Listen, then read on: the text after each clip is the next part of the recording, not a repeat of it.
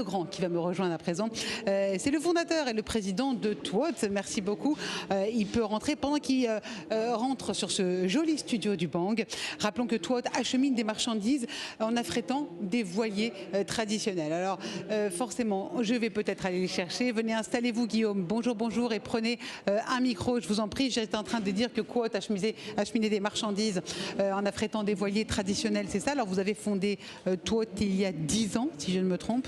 Et donc quoi, c'était, vous avez anticipé le problème avec les hydrocarbures, c'est ça?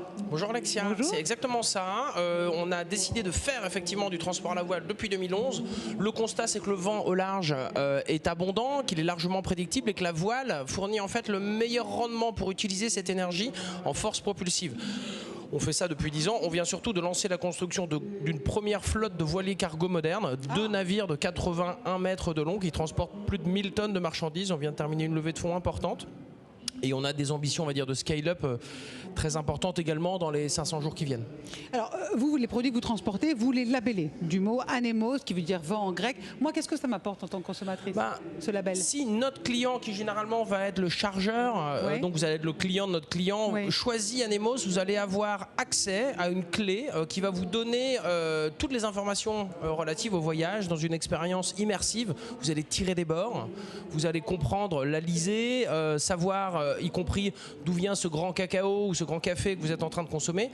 Vous allez avoir une idée du bilan carbone que vous économisez, mais vous avez aussi, et c'est comme ça qu'on forme les marins, les dauphins, les couchers de soleil. Il y a une expérience véritablement immersive autour du nautisme, autour de ce transport-là, à l'opposé de l'opacité, on va dire, du transport maritime propulsé au pétrole. Label de fond. Donc alors, là, vous vous êtes lancé dans une nouvelle aventure. On peut parler de métamorphose quelque part, puisque vous êtes dans la construction de Carlo Velic. Vous allez m'expliquer ce que c'est que le Carlo Velic sur les chantiers navals français. Alors, qu'est-ce que c'est?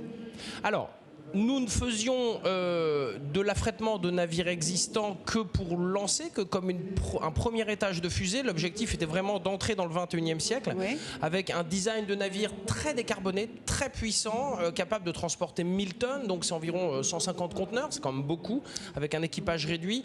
Et on vient effectivement de pouvoir valider la commande de 2 de ces navires auprès des chantiers navals Piriou, basés à Concarneau. Et donc on est ravis de l'appareil industriel que nous fournit Piriou. On a fait évoluer ce design-là ensemble pour une mise à l'eau fin 2023 du premier au printemps 2024 du deuxième, et on espère pour beaucoup plus qui viendront après. Alors comment on fait? Parce que techniquement, j'imagine, sans rentrer trop dans la technicité, mais qu'est-ce qui change qu'un chantier naval traditionnel? J'imagine que c'est complètement une nouvelle technologie.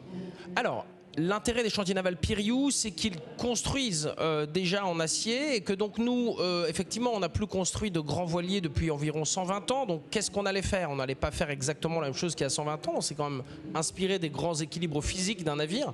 Par contre, on a utilisé des technologies issues de différents secteurs, la course au large, le shipping, les matériaux, mais également la pêche. Et ça, Piriou savait le faire.